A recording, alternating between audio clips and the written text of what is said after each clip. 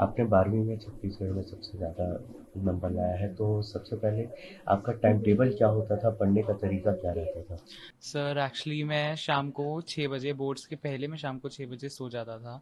And फिर मैं रात के 12 बजे उठ जाता था। एंड फिर कंटिन्यूसली 6 PM तक अगेन पढ़ता था विद ब्रेक्स था, जैसे लंच कर लिया फिर कुछ ऐसा हो गया। बट यही मेरा टाइम टेबल रहा है कुछ महीनों के लिए।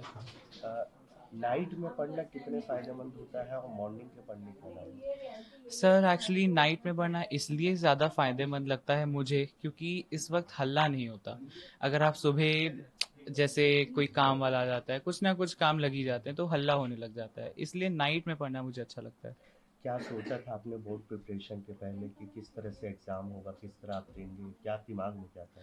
सर बोर्ड्स के पहले तो मैं काफ़ी नर्वस था क्योंकि एक तो इंग्लिश के लिए मैं काफ़ी नर्वस था क्योंकि टीचर्स ने ऑलरेडी वार्निंग दे दी थी कि English is very hard to crack. And first paper English था तो उसके हिसाब से मैं काफ़ी नर्वस था, बट अगेन पेपर अच्छा गया था। कौन-सा आपने सोचा था कि सबसे मुश्किल रहेगा सब्जेक्ट और उसके लिए प्रिपरेशन क्या रही आपकी? सबसे मुश्किल मेरे हिसाब से इकोनॉमिक्स था मेरे लिए, बिकॉज उसमें न्यूमेरिकल्स ऐड हो जाते हैं and I am weak at that. And उसके लिए मैंने प्रेपरेशन कुछ यूँ की क्योंकि हमारी छुट्टियां काफ़ी लगी थी। तो हर दिन मैं कुछ ना कुछ न्यूमेरिकल सॉल्व करता था एंड थ्योरी रिवाइज करता ही रहता था इकोनॉमिक्स की। घर से किस तरह सपोर्ट मिला स्टडी के तौर पर बता रहे हैं? सर घर से मुझे काफ़ी ज़्यादा सपोर्ट मिला, लाइक मैं पढ़ने बैठ जाता था तो कोई भी मुझे डिस्टर्ब नहीं करने आता था। एंड चाहे वो मेरा डिनर हो लंच हो सब मुझे दे दिया जाता था एंड काफ़ी शांति रहती थी घर में। सपोर्ट किसका रहा है आपका? बचपन में क्या बनना चाहते थे आप पहले? सर बचपन में तो काफ़ी अरमान होते हैं बच्चों के, कभी डॉक्टर कभी इंजीनियर। तो इनिशियली 9 तक तो मैं डॉक्टर था, बट फिर शिफ्ट हुआ था यूपीएससी में, लेकिन अब फाइनली मैंने डिसाइड कर लिया कि मुझे क्लिनिकल साइकोलॉजिस्ट बनना है। अ, क्या थॉट्स थे आपके? किस तरह सपोर्ट मिला घर से? और ये जो टॉप किए हैं इसका श्रेय किसको देखते हैं? घर का सपोर्ट तो काफ़ी ज़्यादा था, जैसे मैंने बताया।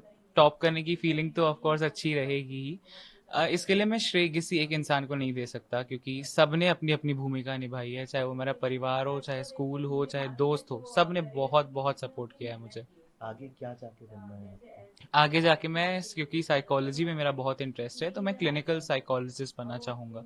क्या दिखते हैं साइकोलॉजिस्ट ही क्यों बनना है? क्या क्या थॉट रहते हैं आपके दिमाग में? सर आगे कुछ आने वाले सालों में थेरेपिस्ट की बहुत नीड होने वाली है। अभी से ही लोगों को इतने डिप्रेशन और क्या क्या होने लग गया है, मानसिक बीमारियां, तो आगे चल के ये बढ़ने ही वाली हैं।